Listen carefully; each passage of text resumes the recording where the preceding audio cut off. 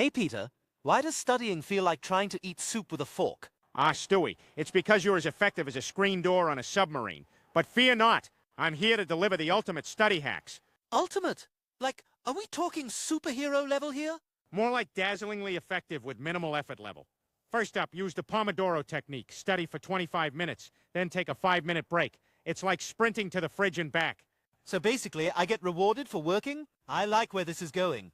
Exactly. Another hack. Teach what you've learned. If you can explain it to a potato, you've mastered it. I can just sit my potato friend down and start lecturing? That's easy. Yes, but let's hope it doesn't start giving you advice.